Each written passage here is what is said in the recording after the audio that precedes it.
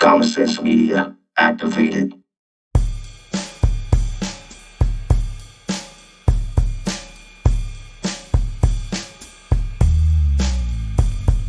Live from the 210, it's the Wave of the Few Short Show, and we are your hosts, Mr. Trey M. Carr, and I am E. James.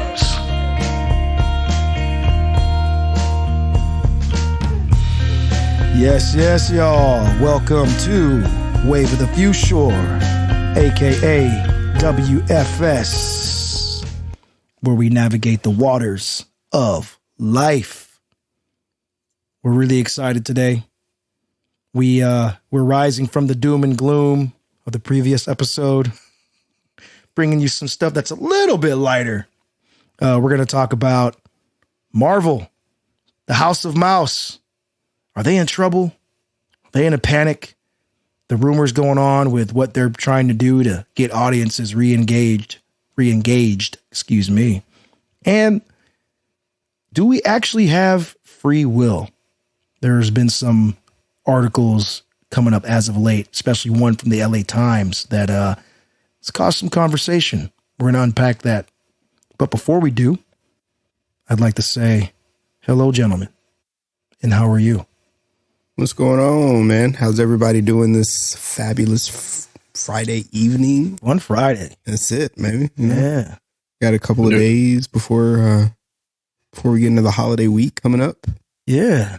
I know we got Thanksgiving coming up. We got Christmas, but to answer your question, I'm doing very wavy. I don't know if stay wavy. I don't know if the sweet audience saw, but we got sweet cups. That's right. We got tumblers from the Yeti. Yeah, we decided to. Go ahead, man. Yeah, it's got just our logo, but yeah, I decided we should all celebrate for the year, and we made a commemorative cup. Maybe one day if y'all want one too, we'll figure it out. And extra special thank you to one Mr. Carson for purchasing these fine Yeti tumblers for us. There's no thing. It was just, yeah. Tell you what, I don't like fighting with Yeti because they denied it a bunch of times. But if you're stubborn, he tried to order his cup and they said you weren't Yeti yet. Yep. Yeah. Either way, it's been riding with me to work and everywhere, and I love it. It's my favorite cup right now. So thank y'all. Same. Thank you, sir. Yes. All of my drinks have been coming out of that Yeti. I'm not gonna lie, man. When you said I thought you were gonna say it's been 1 week since you looked at me. Yeah, with my alternative look right now, I look like I just dropped out of a plane from Seattle. Right. 2 days, 2 weeks, 2 months, and I'm sorry. This is what happens in San Antonio when it drops below 60 degrees per our last episode. Yeah. I'm on my way to a Dave Matthews concert after this. So. Hey, speaking of sweet threads, man, I bought, I don't want to say it online because I don't want them to know that marketing worked on me, but there's this brand called Homage, and I've got some cool shirts and t-shirts, and I got these little thin hoodies. As thin as this thing is, it's warm, bro. I'm wearing. Yeah? Yeah, dude. You don't need to even wear an undershirt. It's so thin, it's fitting, but man, this is perfect for Texas weather. Heard that. Yeah. So shout out to Homage, or homage, as some people might say. Homage. I pay homage. So, do we have any gratitude, love, shout outs we want to throw out there before we get started, or we want to save that to the end? I'd like to shout out my dear friend and his wife to be tomorrow. It's J and K. They're getting married tomorrow. I'm going to stand to their wedding. I went to their practice today. It's a beautiful thing. Yeah. Round of applause for the bride and groom to be. Yeah, love y'all. I give a little bit of gratitude and love to my father-in-law. He's just had some difficulties lately.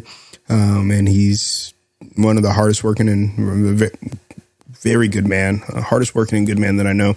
And my wife went down there this weekend to be with her family up in the H-Town. I had some other responsibilities, so I wasn't able to join, but just a lot of love and thanks and happiness to you and those folks down there. I miss y'all. I'll see y'all sooner or later. We'll figure something out.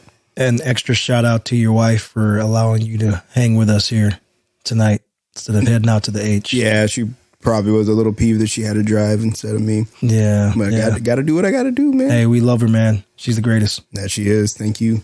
Appreciate her. Yes. And I am going to shout out our listeners. We received some feedback on the last episode, and that's what we're looking for. Keep it coming. Email us, waveofthefuture@gmail.com.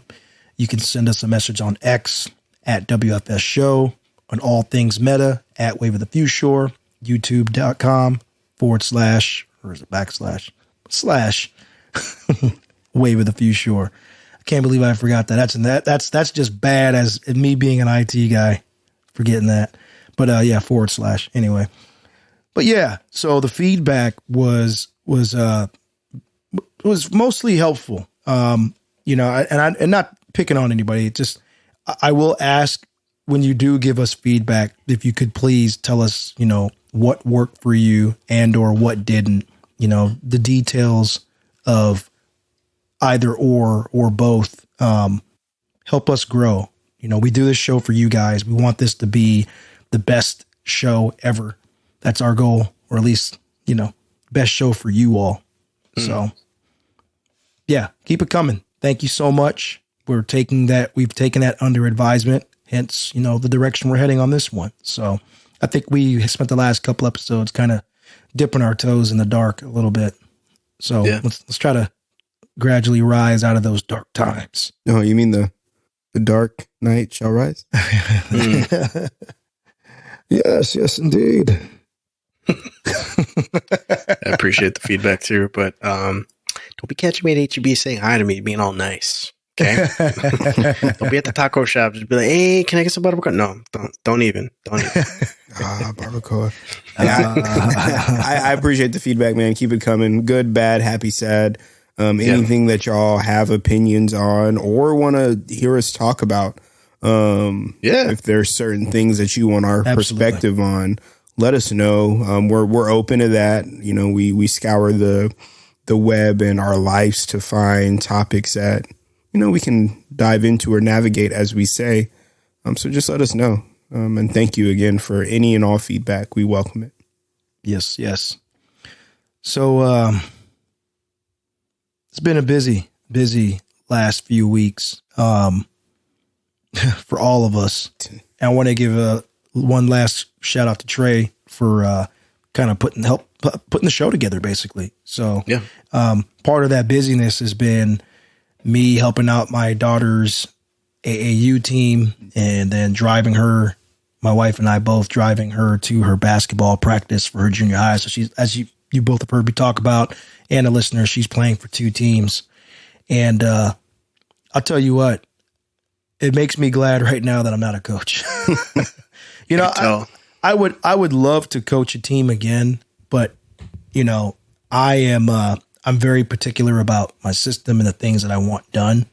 And so right now it's kind of cool to just see other people work with her. I still coach, her at home and talk about certain things, but at her practices for AAU, I'm like an unofficial assistant coach. I just help with skills and drills, you know what I mean? And help them run some plays, or rehearse some of the plays.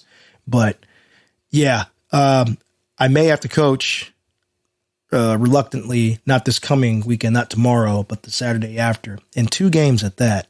So, if I'm being honest, I'm not really a fan of doing that, because he runs his team differently than I do, and I don't want to confuse them by throwing out my philosophy on how to do things. So we'll see.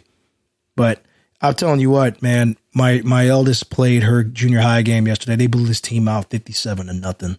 It's nasty work, dude. And the girls they played against, this, you could tell for many of them, if not all of them, it was their first time touching basketball in an official game, or they just don't have enough practice. And so I felt bad for them. Like, I really wanted them to score more. There was a girl crying after the game. I think she was with, if it wasn't her mother, it was her grandmother, but we were on our way out because we had to come and prep for tonight's show and get dinner still, because it was late. It was like 8 something. And so I go up to the girl and I said, hey, don't worry about it. Some of these girls that are on this team winning, I've coached them in a different league, And we've had games where we were blown out just like this. It happens. You're going to have games where you kill and games where you get killed. Learn from this and just do whatever it takes to get better. You know, don't let this discourage you.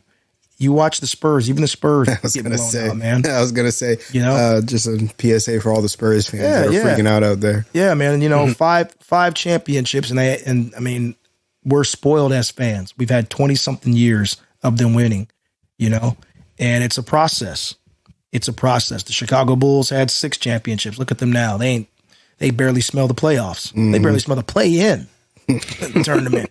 You know what I mean? So like, yeah, don't worry about it. But yeah, man, it's been cool to watch their growth. My younger daughter, she's been like, I don't want to play, but then she wants to play. Like she's sadistic in some ways, man. Like she just loves punishment. So when girls don't show up to practice, the coach will make them run for how many girls aren't there. And we're at the end. And my younger daughter, she's got her Crocs on already. I hate those shoes. She's got her Crocs on, and she's like, "Can I run with them?" So like they're in trouble, right? She's like, "Yeah." I was like, I mean, it's gonna get you exercise and make you sleepy, so have that. Wear yourself out. Spoken like a true dad. Yeah, exactly. I'm like, run it out, man. You got it. Like, I'm not gonna fight that. You want to get exercise? Heck yeah, do the thing. She might be a soccer player.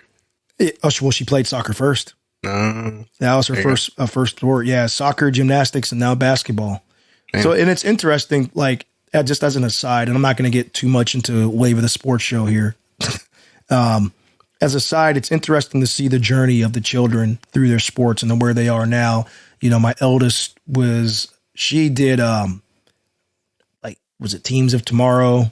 The little small kids dribbling, she learned how to dribble then.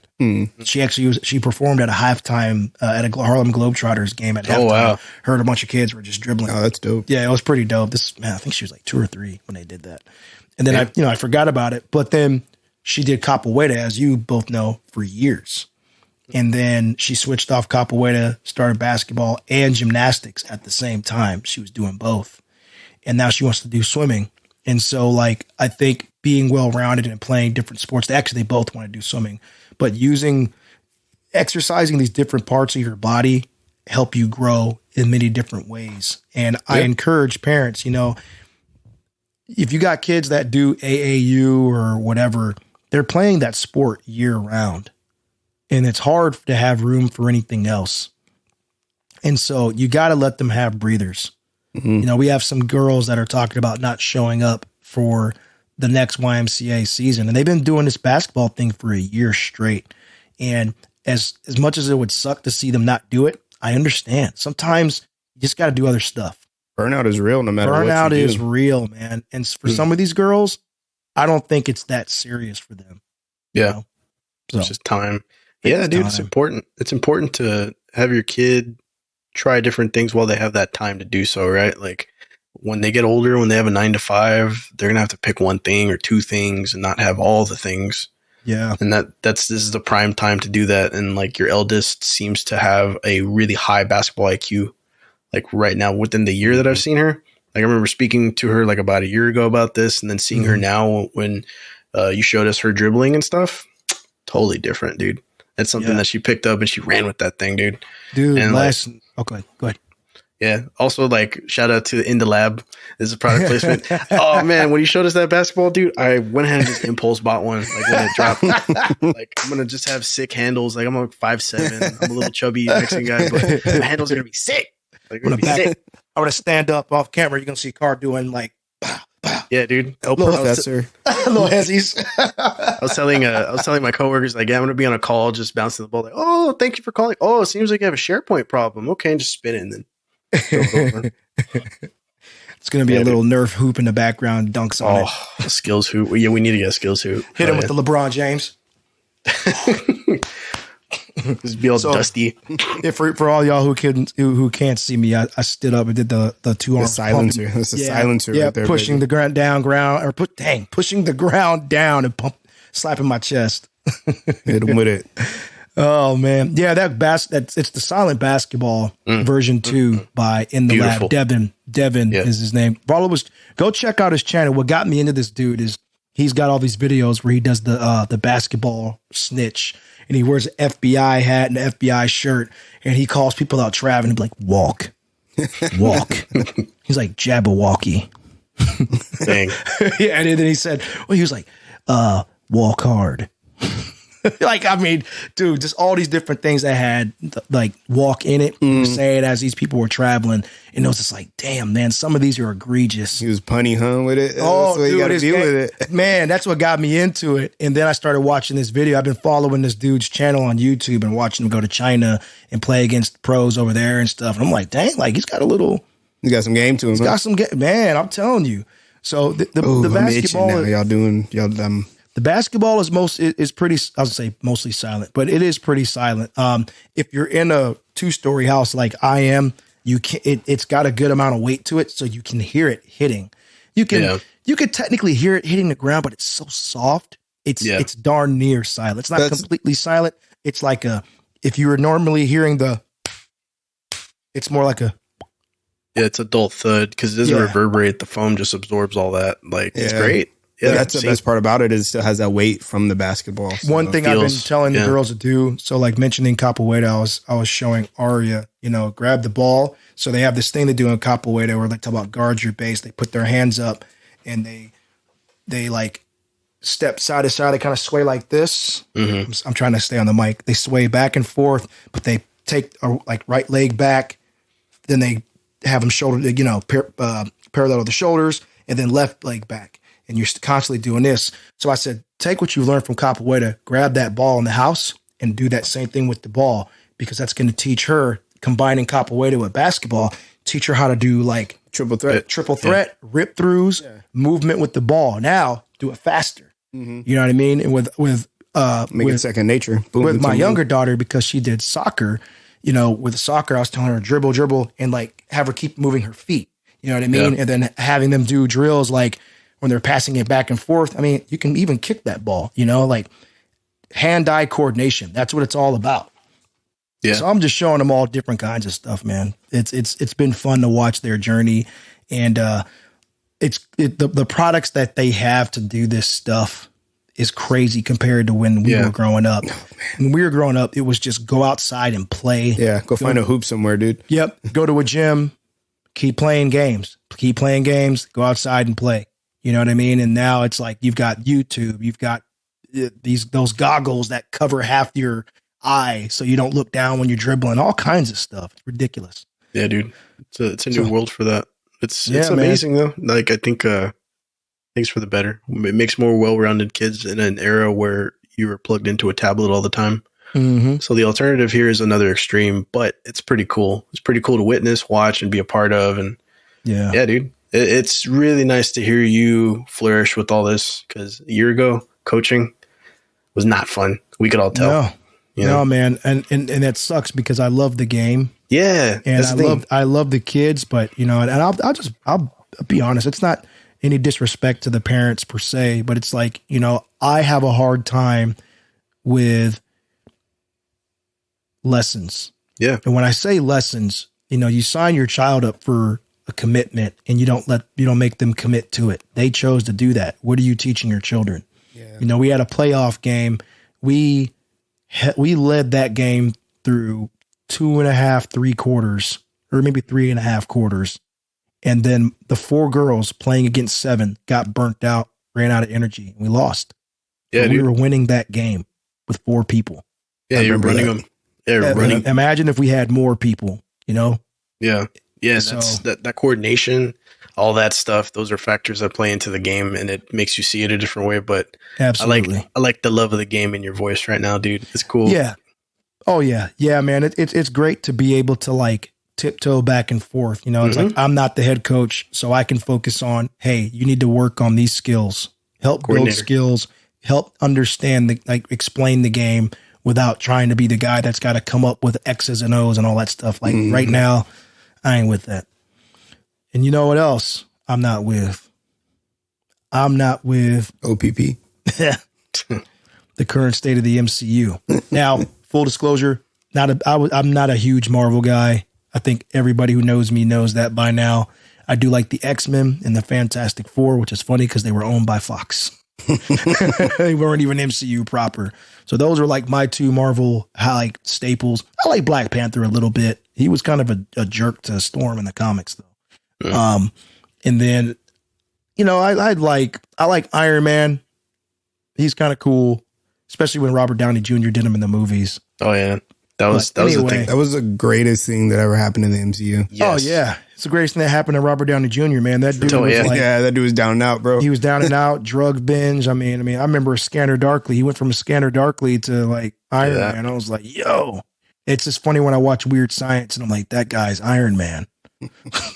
Yeah, dude, That's me when I watch Tropic Thunder. I'm like, Yeah, that dude's Iron Man. that black guy's Iron Man. Oh, man. So as the writing of this article that I was looking at on Forbes, the Marvels had a 53%, but according to Mr. Carr, the fact checker here, They got it's at 10 more 6 percent somehow. Got 10 more again. Yeah, I guess somebody had a turn of heart or a change of heart and gave him 10 more points to make him pass through the next grade or something. But Yeah, I don't know. It was rated the third worst Marvel movie of all time. yeah, it's not even for the year. It's just all time. Like, Yeah, I don't know. it I still think is, even at a 62 or 63. I think Yeah. the only worst ones are Eternals and Ant-Man, the most latest. The sequel. most recent. And Yeah. Ant-Man, was that the second, the third one? the Oh, third yeah, one, the Ant-Man and the prequel. Wasp, Quantumania. Yeah, that's crazy because, you know, Love and Thunder by the Thor movie, that is, I never even watched it. I heard that movie was not well received. So for this movie to be a point shy or lower, it's like, ew. I'm not a fan of Captain Marvel anyway. I always call her Captain Corny. I think Brie Larson is, you know, a solid actress and whatnot, but I just hate this role for her. To me, it's just, I don't know. I don't like her in this role whatsoever. I mean, I would have rather had Katie Sackhoff. what do you expect from Captain Nissan? Pulling up in the Frontier, the in a little red Altima Nissan. to the fight. Like, I believe she drives in the commercials the EV, right? The Aria, Ariya. It's a weird way to spell that. that is a very strange way Do you to think she spell really? that. You think with all that money, she really drives a Nissan? She ain't driving no Nissan, bro. Yeah. She might have a Nissan. She probably has one just for show. She's Yeah, doing it in the for- commercial at least. Yeah. She ain't driving no Nissan. You ain't bro. got no dang Nissan. Her Nissan commercials are better reviewed than this movie, though. Oh, No, Nah, my big thing with this movie that's coming out for them is just, I mean, I'm not the person who watches the most media, I guess, but you have Miss Marvel, that was the TV show. I don't even know who the other one is, which is bad because she's an African American. You talking about Monica Rambeau? Yeah. She was the chick from, I guess she was Like, I don't know where she came from. the first Captain Marvel. She was like a soldier with her, and then she ended up showing up on WandaVision. And I only she know that because I watched, that's the only MCU show I've watched is I did watch WandaVision. that. Me and my wife did watch that. And I was like, okay, I don't That's need not, anymore. I don't even remember that from that. I guess that's a bad thing, too. Yeah. But That shows how much it stuck with you. they're they're stretching. I mean, I don't think it's going to do well in the box office. I think it did 6 million in its pre-opening or pre-screenings or whatever they do. Gotcha. Right before it drops, they sell those. It didn't do well. The best thing that I feel has come out of Marvel since they went to the whole Disney Plus route to incorporate more of the universe is Loki. Yeah. Loki was pretty good. I haven't watched the second season yet. All of the episodes I think just dropped. I like to wait till all the episodes drop and then I can just binge it. Yeah. So I'm gonna check that out, but there's too many moving parts. They have the Jonathan Major situation that they have to navigate through still. They still haven't made an official decision on that. Nope. Writer's strike didn't help anything. Everything got pushed back. Yep. I've seen a lot of online articles about them talking about bringing like Robert Downey Jr. back. With their multiverse theory, which just like screams, "Come see me!" Like they're desperate. They're talking about him and going back bringing, to my old girl, bro. Like, like they're talking about him and Chris Evans, dude. Like bringing both him and Captain America and Iron Man back. Yeah, like dang, really? I want Joe Biden, Chris Evans though.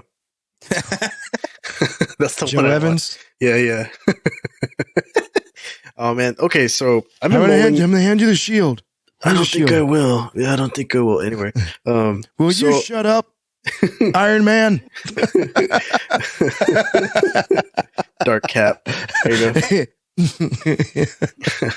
So I've been mulling this over right now as we've been talking about it, and like I'm trying to think of like a timeline for when this all kind of starts. And so like we know when it turned with Robert Downey Jr. like set the world on fire, but before I think I'm gonna go back to Sam Raimi's Spider-Man. So that's when like everybody and X-Men. I'll say, let me go a little further back. That's when we all got like the meat on the hook. That's when we realized that comic books could be a movie and it could be great. And like, it could be something that a lot of people could attach to. And it was more than just pulpy paper comics that we'd go get at the store when we were kids buying comic books. Like I used to do that. I had a box. I had a reservation for so many comics. I'd buy a month with my brother and stuff. And that was something, that's how I got into Todd McFarlane, got into all those things. Like, all the art there like transcended into what I ended up like taking on more as my artistic hobbies. And that's a part of me that's still back there. And when movies started coming out, that's when it set my mind on fire in other ways to like consume the media. And then the video games and everything were always kind of a part of that. And yeah, we got those little teases of X-Men, and then we got Spider-Man with Sam Raimi. Then we got Nickelback making a second movie song, Only a Hero. Anyway. Well, you know, and I would say with the X-Men, I think X-Men is truly the franchise that tried to be a little bit more serious. Yeah. Like, you know, because even with Tim Burton's Batman and the two after his two, there was still a level of camp. Like you look at Michael Keaton, that's like, I'm telling you, when I watched The Flash, everybody was so excited about Michael Keaton. I was not. I don't want no old Michael Keaton in here. Yo, he had the best fight scene in that movie. He had the best fight scene, but like, after seeing Christian Bale, and Ben Affleck, and even and I don't even like Robert Pattinson as Batman, but to see the way they fought, well, I'll just say Ben Affleck and Christian Bale because they actually look like they worked out and tried to be in Batman shape. You know what I mean? Christian Bale was lean Batman because, you know, they have like bulky Batman and lean Batman. Yeah. Christian Bale was like New 52 lean Batman, whereas Ben Affleck was like the old school. Yeah, Dark Knight Returns. And like Brave and the Bold and animated series kind of Batman. No neck Batman. Yeah. Yeah, a little more puffy. Puff Daddy. So it's interesting. What are you gonna say? Yeah, just real quick. But like when you mentioned Sam Raimi's Spider-Man, to me was like right in the middle of that shift from camp to mainstream. Serious. Right, because right after Sam Raimi's Spider-Man run, then you got Batman Begins and Iron Man, I think the same year. And those like took superhero movies, and Batman Begins was 2005, Iron Man was 2008. I thought Batman Begins. Okay, well, whatever. But they were very close. So then it's the Dark Knight. Dark Knight and Iron Man. Yeah, Dark Knight. Okay, so Batman Begins comes out, and Batman Begins does a really good job of showing you that's my favorite Batman film. That does a good job of showing you the origin story of Batman again, but like diving into kind of the psyche of Bruce Wayne a little bit. You know what I mean? And then with Iron Man, they do the same thing. They do a good job of showing you like how Tony Stark becomes right. He had to go through the adversity, whatever. Like it was really good at the beginning of the MCU how they did that. But the problem, even with any new character after that, it became formulaic. Yeah. Like to the point, like when everybody was talking about Doctor Strange is like the new Iron Man movie. And I was like, it looks like Iron Man remixed. They just took Iron Man, and I understand that the comic book, there's only so many stories you can tell, but it's like, I just did not love Doctor Strange. Anyway, Iron Man and Batman Begins to me just really was that shift toward we're going to turn these comic book movies into movies that happen to be based on comic books. I also want to give a shout out to Blade because Blade, most people didn't even know that was a Marvel character. You know what I mean? It was just dope. Blade was just a good movie, whether it's Marvel or not. It's just a good movie. Freaking Blade. They're botching the remake. No, they are. Man. Yeah, that's going to be horrible. I don't even think it's going to see the light of day. It's going to be one of those things that get canned or put into a safe. Yeah. So would you say, this whole superhero movie thing started with a crawl went full sprint, and it's kind of coming back down to that crawl. Yeah. It's like, Yeah, I would say that. Yeah. That The formula. market is oversaturated. And they did it to themselves, in my opinion. They oversaturated the market. Got greedy. It's what every great empire does, though, right? They get greedy and they fall. And I think that the MCU is succumbing to that. You can't do all these things. You can't branch out in so many ways. You can branch out. You can do some different things. You can transition from one period to another. But nobody wants to watch 6 TV shows and 2 movies just to get ready for whatever is getting ready to happen. I just want to go to the movies every summer and there'll be another Marvel movie that goes in line, or one in the summer, one in the winter. Something as simple as that. Now that you bring it up like that, it kind of gives me vibes of the way comic book companies used to serialize things over too much and then have to do the reboots. Like DC did that, Marvel did it. Mm-hmm. Like, it's interesting because it's more in line with the properties than they've ever been, because there's such a huge proliferation of it. But now it's just in different branches of media. And yeah, we got comic movies. Like, that's what it is now. There's not comic books, there's comic movies. And yeah, there's still an industry there. But yeah, the branching storylines and stuff, it's not meant to last or really kind of stick like with the audience like that. It's just consumable. It's pulpy. You really don't stick to it. And then we got new properties like this that don't set the hearts and minds on fire like the way they used to. Like, I'm checked out. I haven't seen anything Marvel since, honestly, Guardians 3. And that was like years between the last thing I saw, which I don't even remember. But I took my nephew to go see it, and I was like, damn, this is not like a Marvel movie. I forgot about that. That movie was actually amazing. A good movie. So backtracking from what I said, Loki and Guardians 3 is the best things they've put out since like 2020.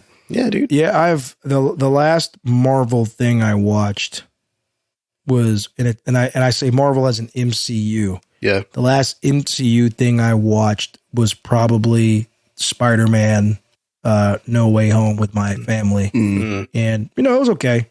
I was like, okay, so you basically saw what Sony did with Into the Spider-Verse, and you said, well, we got to do that on live action. Yeah. Cool. I'm into and this. I watched Into the Spider-Verse. I like those better than the Tom Holland Spider-Mans. I think I can say that. I can say that. And don't get me wrong, as a guy who doesn't like Spider-Man at all, Tom Holland kills it, dude. Tom Holland does a great job. I mean, his Marty McFly impression is incredible. But I mean, I'm telling you, they're going to do a Back to the Future with him and Robert Downey Jr. They got to do it. Or they do Rick and Morty, because that's basically what Rick and Morty is. It's Back to the Future. Think about it. But no. So that one was okay. That No Way Home, and then you mentioned like reboots and stuff. DC's in the middle of that. And it's funny because they're getting pissed off because fans aren't going to the movies, but we know that the Justice League is not coming back. Gal Gadot's not coming back. Presumably, we know Affleck and Cavill aren't coming back. Ezra Miller's probably definitely not coming back. I think he's done. So why are people going to go see Aquaman 2? I watched Blue Beetle because I'm a DC fan. That's part of the new universe, so it is. That's their branch. I enjoyed that. I actually enjoyed that. Shazam 2, I like that, even though I don't know if he's coming back. Shazam 2 was great. It was a little darker. I liked it better than the first one. But the whole point is with the Flash movie that came out, in the comics, Flash is often used to reset the universe. So I don't know if they're going to do that and say, this is remnants of that were on this earth and he reset all this, or whatever the case. But, when it comes to movies, you have a lot of times one time to make a good impression. Yeah. And DC started in the hole, and like, as you mentioned, man, Marvel was living high off the hog. And it's like switching to video games. It's like when you've had NBA 2K come up on the heels of NBA Live. Oh, night and day, dude. I played NBA Live. There was no basketball game, but NBA I remember Live. NBA Live 03 had like the coldest. It literally came with the game and the soundtrack CD because it had like the coldest soundtrack. I still remember NBA Live 97, I think it was, with Mitch Richmond on the cover, man. That was so dope. I was like, oh, it looks this is peak video game. But what I'm saying is NBA Live rested on, like EA rested on their laurels. 2K came and took the crown. Yeah, they made it fun. They made it fun, but they made the simulation more realistic. You know, to the point where it freaked out EA. EA went and bought the rights to secure Madden. There is no other football game. Because they did 2K ESPN was coming football. up on that too. 2K had ESPN football, dude, and it was nasty. That one with T.O. on the cover was that was the nasty. best. To me, that's like the best football game ever. Like it was incredible. In the 90s, you had Joe Montana football. EA was competing with itself between NCAA, basketball or and football, Madden. and Madden or an NBA professional. Live. Yeah, man. So, I mean, they had everything. So when you look at what's going on with these movies, and it's like, we really don't have any competition. You guys are trying to build all these universes. Now you become stagnant. Yeah. You know, it's hard to keep that bar. Look at Star Wars. Star Wars keeping it within Disney. You know, Star Wars is struggling with that. I always thought that Star Wars would be better served if it ran like Star Trek, more TV shows. To me, that is the strength. And then take all the characters you've done from the TV show and make a movie out of that. You know, that's Star Wars, and then break them back down and do TV shows. So here's the thing. It's better as long form. Go ahead. So the world before all these movies, we had more movies like The Shining, Eyes Wide Shut. We had more Kubricks. We had more dudes like Nolan. More auteurs. More auteurs, exactly. That's a beautiful way to put that. We had more events. We had more things. We had Twister. Like, Twister would never be a movie now. Nobody would want to see Twister.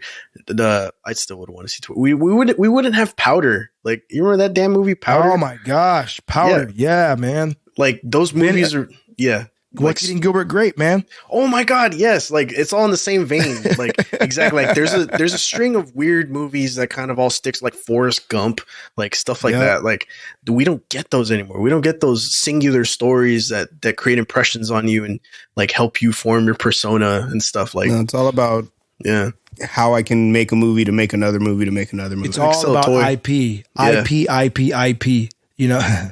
Damn, bro, Gilbert Grape. Dude, you look at horror movies. These horror movies are coming out with these small budgets and they're killing it.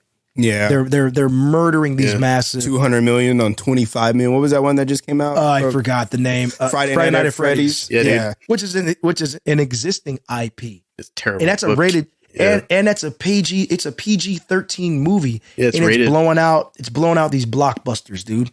It's rated super low, but the kids love it. They like to eat it up. Oh, man. Yeah. They love it, man. They're killing the game. I mean, what was another one? I was trying to think all of a sudden of another property.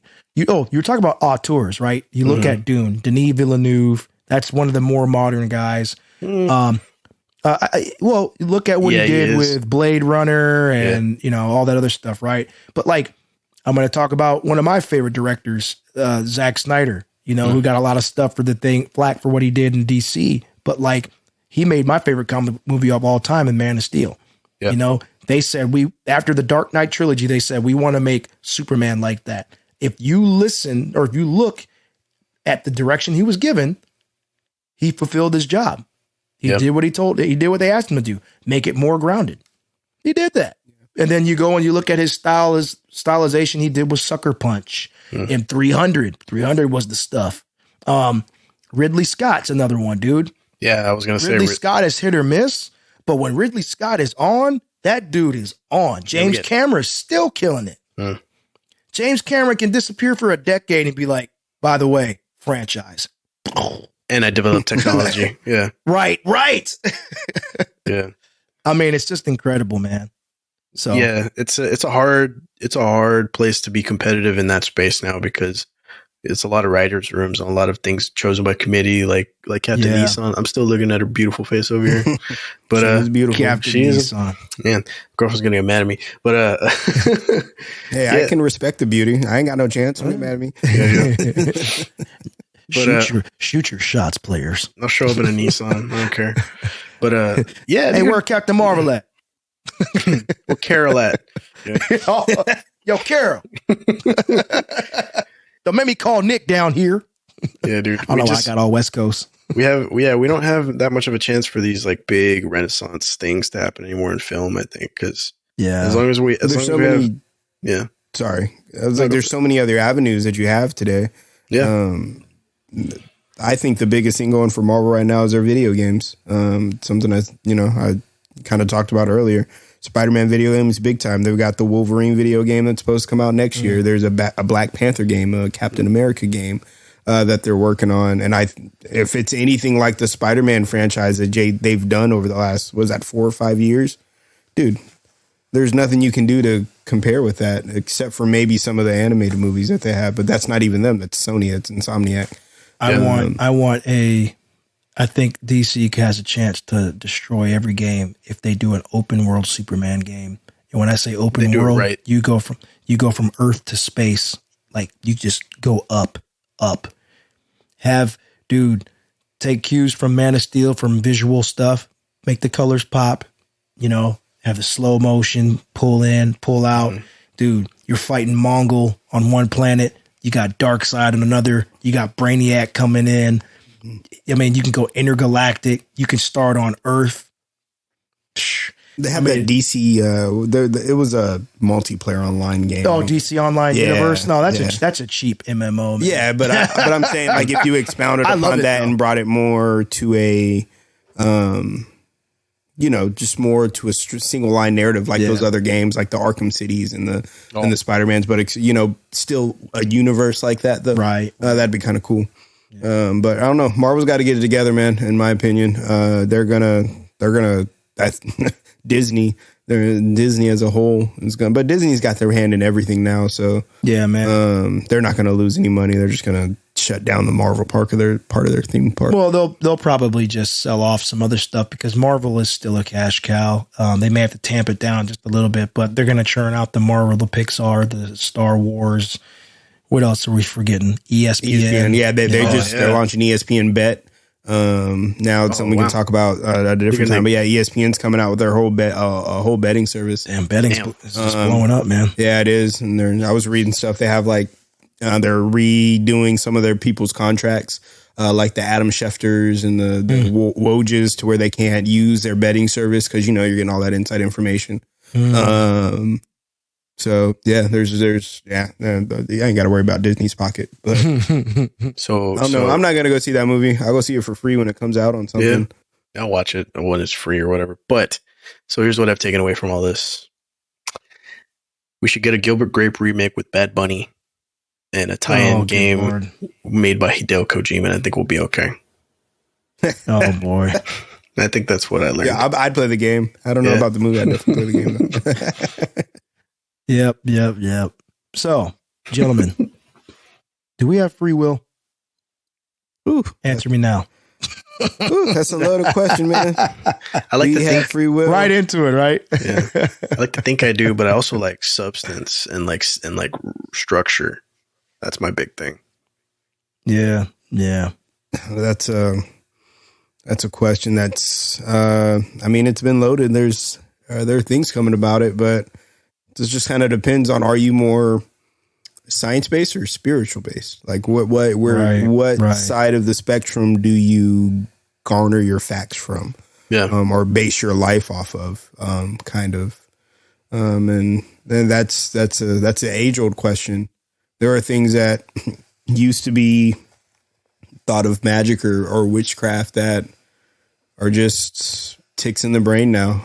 We know. Well, and it's like, stuff is witchcraft or magic until you're able to prove it with science.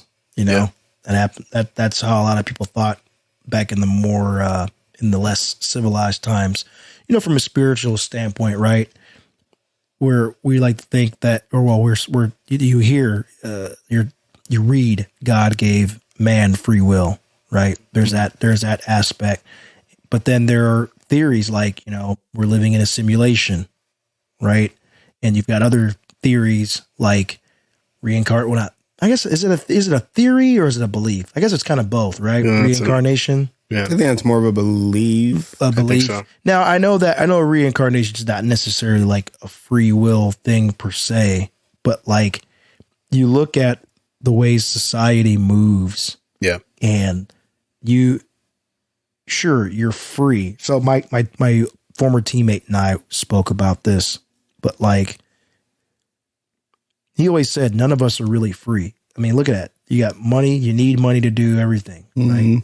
Before society was organized and before paper money, before we could just inflate paper money, before the gold standard, there was barter, and then we introduced currency and put a value on stuff, and people got greedy and said, hey, I'm willing to pay more for this, even though you can make that shirt says Trey M on it.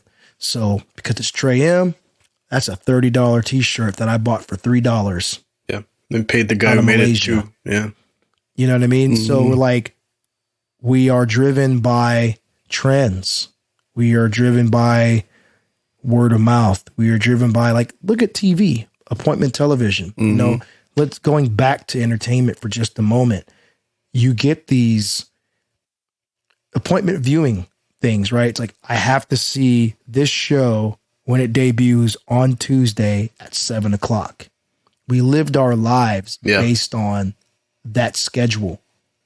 Yeah. And then if you missed it, people would talk about it around the water cooler, and you'd be like, don't tell me. Yeah. You're living your lives based upon that thing. You're told when to go to work, how many hours to work, when to be with your family.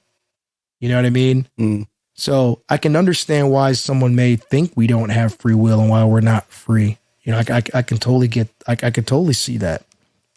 I think, go for it. Go for it. This kind of is all sparked from an article that I found on the LA Times. It's about a book called Determined that's just came out. And basically, and I like where this book comes from because, especially as Americans, free will it's the foundation of our entire societal system. Freedom isn't free. It's not. But freedom of speech, freedom to do whatever you want to a certain spot. We talked about it all in the last episode. Yep. And it comes with a certain responsibility. But this book points out how really things are driven on a cellular level. The neurons in your brain act a certain type of way. You're driven to survive in whatever climate or environment or society that you're in. And that affects the way that you operate. So whether you want to believe it or not, you have to give a portion of up to science. Like, I have to do this because I need to survive. Is that free will? I go to work because I need to survive. I eat this because I need to survive, or I want to feel a certain type of way. Yeah. You think it like that, but really your body's just like, no, you need to make a change. There's microprocessing, in your mind that makes you think about that. And you really can't control those neurons firing off in your brain, telling you to do this, that, or the third. Right. It's like he had a great analogy in the article. Talked about how hundreds of years ago, epilepsy was seen as witchcraft. They didn't know what it was. They would burn people at the stake so the bad blood didn't carry over. They didn't understand it. Now we know that it's a neurological disease and your brain works a certain type of way. Yep. And that's the reaction to it. And he feels that as we continue to understand and learn those things, all of our free will, as you say, all of the things that we do can be broken down into that. We'll understand why we do things at a more neurological level that will kind of just blow the fog away that makes us think that we have free will. I find that very interesting. It's a trip to me, really. It's like, man, it's like, you're crazy, but that makes sense a little bit. Like, I can't control what my brain does. Yeah. I know that there are habits that I have that are pre-wired. You can fight some things to change some things. You can make a decision, but why are you making that decision? To change the way you operate, or little thing, how much you drink, or how you lose weight or, what you eat. You're making those changes because something in your body is telling you that a change needs to be made. Is that free will? Is that chemistry? Is that biology? That's interesting. I that's really interesting because like we've always just did the thing, right? Eat, drink, sleep because we feel. I mean, that's what we need to do. It's like compulsion. Yeah. It's an instinct, right? It's natural. So to tie that to free will is. I'll be honest. I think it's a bit of a stretch. I can kind of see where they're coming from, but it's I don't know. That's kind of weird. I never thought about it like that. So that's why I guess my natural inclination is just to be like, I don't know about that. But I was reading in psychology today. They're talking about, everybody knows Freud and this other guy, Skinner. I'm not familiar with Skinner. There are two philosophers who don't agree on much, but and I quote, one thing they did agree on was the human behavior was determined by influences within or outside the person. Freud talked about unconscious conflicts as causes of behavior, and Skinner talked about environmental contingencies. But either way, we were not free to decide. So I think what Freud was talking about is kind of where you're coming from, right? Exactly. Unconscious conflict, unconscious stuff, and then Skinner talking about environmental stuff. It's kind of like conditioning. When you talk about environmental stuff, you react to the world around you. I got to get this because this is a hot thing. Right. I got to get an iPhone because I don't want to be the green message guy. Yeah. I mean, exactly. So, and then here, okay, that's a perfect example, right? Because now we talk about free will again, right? And we talk about product placement. Apple will tell you, hey, if you don't want to have a green bubble, let's get an iPhone. Yeah. It's a symbol of, it's a status thing, right? You're like, it's cultural. I got this thing that you don't. It's cultural. It's very much cultural. It's the environment that you're around that can drive some of those things. Now, when you talk about the purpose of why we're here, well, I mean, that's just levels. That's layers. I don't even want to get into. Oh, man. Yeah. That's where we end up. What do you think, Carr? That's where we end up chasing our own tail when we get to those big things. But yeah. I was going to ask, do you guys ever feel like your inner dialogue is just trying to explain the processes of your body that can't talk to you, that cannot talk to you? Absolutely. Like there's a way you tell yourself in your head, I'm hungry, because you feel the feeling, but you ultimately talk to yourself to, hey man, we're kind of hungry. You got I need to eat. Yeah, you got like a snack or something. You know what I mean? It's a very subtle thing, and it may not even be humanized into words or anything, but there's a certain dialogue that we keep within ourselves that kind of explains those things, or why we hurt, or why we feel good or too energized off coffee or this and that. There's things that are not communicated through words that our inner dialogue is showing us. And I think that's what the ego and id serve some purpose. There's other self-protection things that it takes, but I think it serves to translate the chemical processes in your body that are not something you can obviously identify, or you know what I mean? But in terms of free will, I mean, shoot, dude, the freest people you've met the freest people in the world. And those are the people that always quit their job, that always just go for the thing, that just gamble crazy, with their lives and all that stuff. And they end up just somehow pulling through, or they don't, or they do, or whatever. But in a way, their compulsions for those things also traps them, and it doesn't really give them free will, but it's a surface level free to us, because we all get that into that point where damn, I want to quit my job, or you know what I mean? Or I just want to drive away and go away or whatever. But there's some people that actually do that, but in that inverse, they're trapped doing that, because I'm pretty sure in their head, they're going, man, I wish I could just hold down this job, or, stuff like that. So yeah, I think it's chemicals firing off, and your subconscious and your ego and your id telling you that these are the processes happening. And if you choose to be more in tune with yourself, you will kind of go for the ride, because I think that's what good inner harmony is. It's just letting things sit and be, and letting yourself go for the ride. Because the freest people, truly objectively, are like the monks that can meditate and turn their brains off, because that's when they throw all that out the window. They just let their body just be a machine that's idling. Mm. And those are the ones that shed the world, shed the urges, all that stuff. They even forego hunger. They even go against like their natural order to be able to find that kind of thing. But that's an extreme that not a lot of people go through. And then only they can understand what they're putting themselves through to be able to see what that crazy objectivity of the universe is. And yeah, that depersonalization thing, that's when you gain freedom, but you also lose yourself in the process. But yourself is the thing that is like your lack of freedom. That's your, Yeah. You is yourself. No. Yeah. But yeah, it's like you are you. And yeah, at the end of that, like you can trap yourself or you can free yourself. You mentioned like that inner dialogue. Mm-hmm.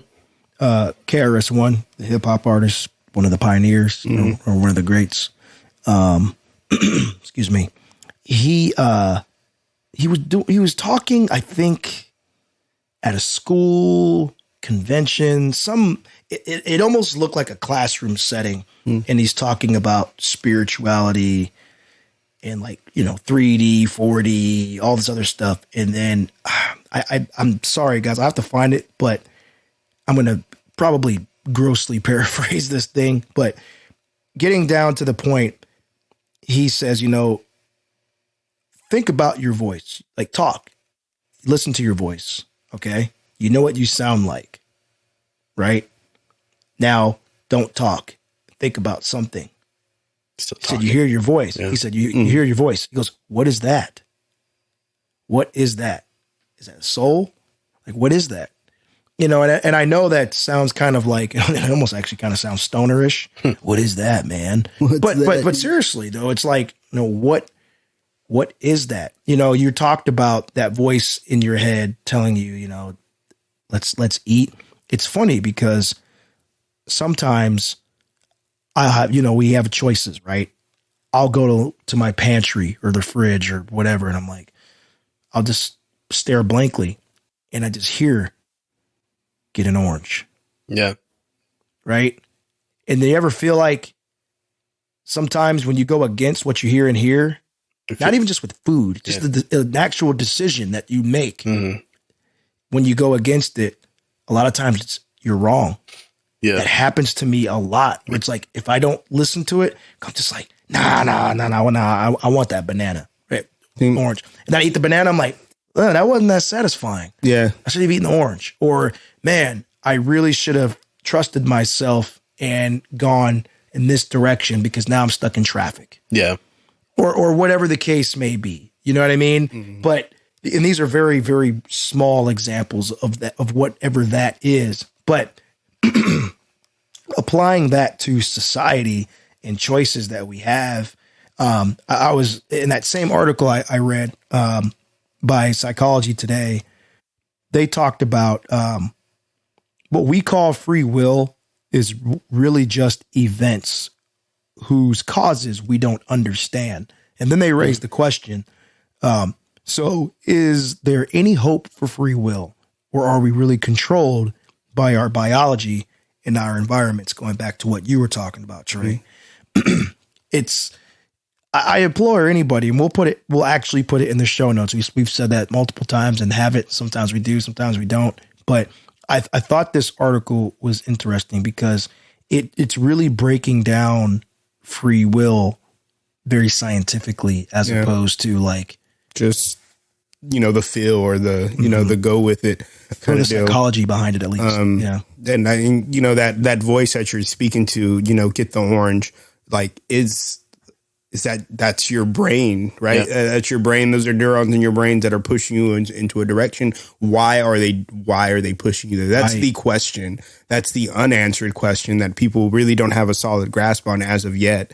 No. What happens when we answer that though? What does society turn into when you answer that? No matter what you do or think you want to do, all of your thoughts, prayers, hopes, and dreams and actions are just preconditioned neuron pathways in your brain. Yeah. What happens to people when you put that through? What's up, dude? So that's interesting you bring that up. In the original version of Blade Runner, it's a book by Philip K. Dick called Do Androids Dream of Electric Sheep? they touch on that. They have like a mood organ. It's just some little alarm clock that sits on their bedstand, and then they dial in what they want to feel, and it just automatically programs them to feel bliss, or even some people just use it to feel sadness in the beginning of that book. Like, it's strange. That's for the replicants, right? I think it's for just the people, because it starts with like a couple, right? Like it starts with people that aren't in the movie. And I think even Deckard like has one because he likes to feel certain ways in certain moments. And I guess we're not talking about if he's a replicant or not, but I think in this world there's a doohickey that anybody can catch onto and they could plug in, and then they could feel sad if they want to feel sad. They can feel great if they want to feel great. They can do all that. But yeah, what if that's just a mechanism that we haven't discovered? That's just information that whenever we do have that, we just press that mood organ and we can feel the things we choose to want to feel. Yeah. Is that free will? That's interesting. I don't know. It's funny. You talked about see, now you're kind of taking me down that path mentally, Trey, when you were talking about when you answer that voice in your head, is that your body? Like, do you already know what you want, but you're trying to tell yourself you don't know. And that's your body's way of already saying like, dude, you already knew when you came down here, you wanted the orange. I'm just telling you. Yeah. Like, is the message taking a second to get from point A to point B to, to vocalize what you already want? Yeah. But you're like, I'm just going to stare blankly. Get the orange. I think in real time we have to process these things because our body is made of checks and balances like that because we want to stay alive, right? Like, there's survival mechanisms in place. So I think it just has to, like, in that microsecond that your body does decide it needs something, it has to go through the rest of it and has to talk to the rest of you to be able to come up with that final decision. Because I think there are checks and balances because you will not run off a cliff. Like, that's one thing. Like, with but that's a survival instinct. Yeah. But you can. People do. Yeah, people jump do. off of cliffs and jump off of bridges. Yeah, people break that. Well, that takes a level of commitment too. Yeah. You know what I mean? Like, you have to be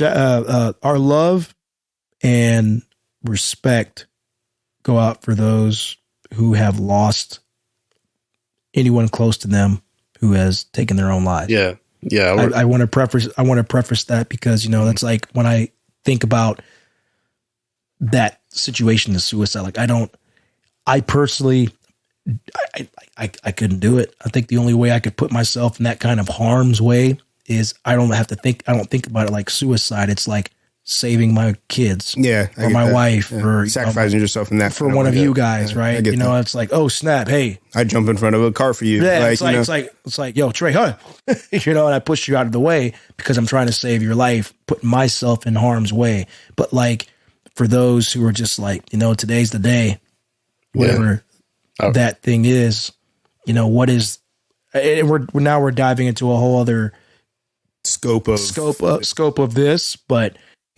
I wonder what that is, that trigger, or conversely, that valve that's just released, right? It's just like, no, pressure's off, go for it. Yeah. So I'll rescind. And according to my fault. No, it's all good. I'll just rescind what I said because, like, impulsively, that's something we're mostly programmed not to do, but it doesn't fall for everybody. What were you gonna say, Trey? Right.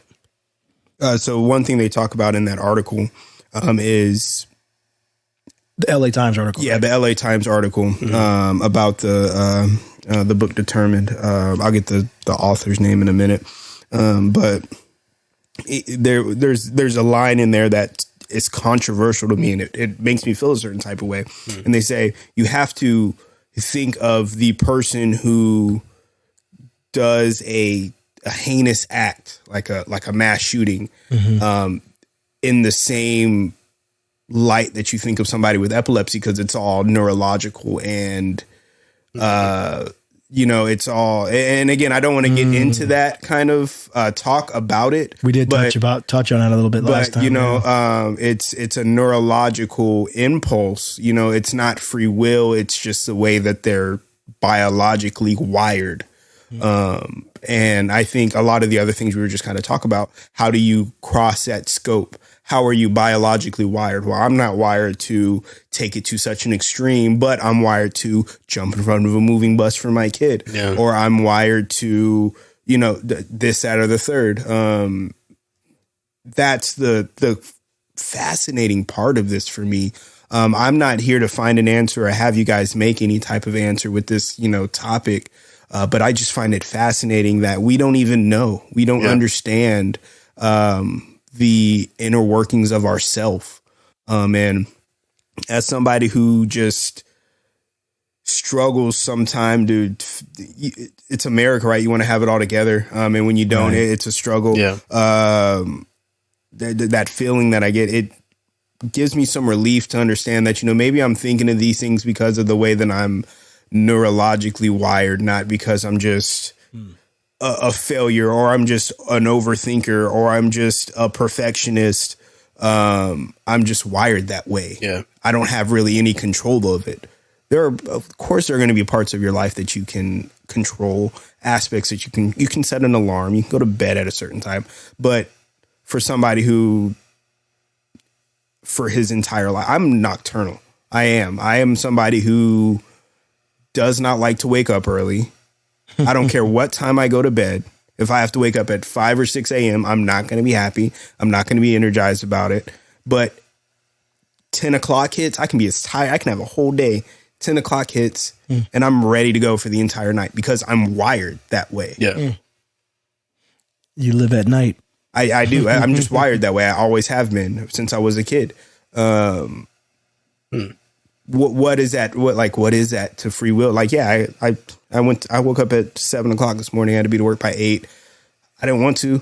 I had to. Is that free will? That's, what is that? Controlled by the system in place. But my body wasn't, agreeing to it, but I had to do it. So what common ground is there and what differences are there? Yeah, dude. Not to be a plug for intermittent fasting, but that's kind of there to a certain degree. You're overriding your body with your mind. Yeah. We've been conditioned to, breakfast is the most important meal of the day. And breakfast is just the name for food that we eat in the morning, typically. To start our day. Think about it. You have breakfast for dinner. That's just dinner. You're having eggs and pancakes for dinner. You know what I mean? But we've associated with that kind of food with a certain time of day. I'm saying this is because, my eating window strictly since July up until the beginning of, the middle of October or toward the end was strictly, I'm not going to eat before 12 for the most part. Now I'm at a point where I'm like, okay, I've got a grasp on what my body can do. Yeah. And I can shift that window. Because if you're replicating what our ancestors did, getting up, they got up, there was no pantry. Maybe they might have been able to save some leaves and some berries and things to snack on for the little ones, right? And if there's any like leftover meat, they didn't have refrigerators. Yeah. You kill a jaguar or a pig, you slaughter it, you feed the tribe with it, and then it's like, all right, we got to go out and do it again. Mm-hmm. Just spend the energy. Yeah. Right. So you get to a certain point in your mind where you go into predator mode, not as in with heat vision, but predator mode. Like, okay, I've gone so long without eating that I now have to start getting into survival mode and focus on getting food or I will not survive. So that's why I say predator mode. It's really survival mode, right? That's instinct. That's neurons in your brain. Right. Telling you to go do that. Right. So now you're focusing differently. You're humming. You're like, oh, I got to get it. And then when you break that fast, breakfast, you break that fast. It's the most important meal of the day in a sense, because it's the first one you eat. Yeah. And it's the foundation for the rest of your day. So like when I eat in the morning, for my first meal, I try not to have too much sugar. Yeah. Things like that. Now, I'm not going to get into all this health stuff. That's not my point. But my point with bringing that up as an example is you're using your mind to help override certain aspects of your body and certain aspects of things that you've been told you need to do. That's that conditioning that you're trying to break. Now for me, I've customized, I figured out what works for me eating wise. I realized, I don't actually have to eat that much during the day. You know, when it comes to the trends we were talking about, societal norms and pressures, and it's like, you know, get the phone that you want. Eat the orange if you want to. You know, listen to your heart and your mind. You know, if you got to survive, you got to go to the job at 9 o'clock in the morning. You're getting up at 7. That's not your natural inclination, but because of the pressure to take care of yourself and your family, and I say pressure, but you get what I mean, because it's what you need to do to survive in the modern world. It's what you do, even though that is not natural for you. So that was pretty cool, man. I love that perspective from you, because it's like, do we have free will? If I'm going to answer my own question, I think it just depends on how you're looking at it. Yeah. You know, because you're free to not work. You're free to not get health care. You're free to not go to school. You're free to, well, to a certain degree, you're free to not go to school. That's still that pressure. But once you're 18 years old, for the most part, you're free to do whatever you want. Now, you're not going to survive comfortably, but you have the freedom to do certain things. And comfort is what you make it. I mean, the homeless people out there, they're kind of free, kind of. That's all dude with a double wide tent. It's got 2 rooms in there, man. What, a couch? A couch and a bedroom and a kitchen. What are you doing, bro? He said, I'm surviving. I think it's a crazy question, though. Yeah, what's up? It is a crazy question. It's a crazy idea to like ruminate on. But that's what we do here, right? It's good. That's what we do, man. Yeah. Our listeners out there, thank you once again. Keep the feedback coming. I'm not going to give you all the handles for the show, but I will say that you can find Mr. Trey M at Marshall on Mike's 3 on IG. Is that the same for the X? It's just Marshall on Mike's for the X. Word up. And then Mr. Carr, who is now ticking and talking and hipping and hopping. Yeah, I'm on TikTok. You can find me at Wavy Carr. That's Carr with 2 R's. I love it. Yes, sir. Look at him. He's on social media. He did it. I feel like something has been accomplished. China. No. Then you can find me at all things, man. E can talk, because I can talk, and I can talk a lot. And we went into overtime today on this here show. So thanks for sticking around a little longer than normal, especially as of late. It's been a good one, guys. I love this topic. Let us know how y'all felt about this. We love y'all. Take care. Good night. Good morning. Good afternoon. Peace.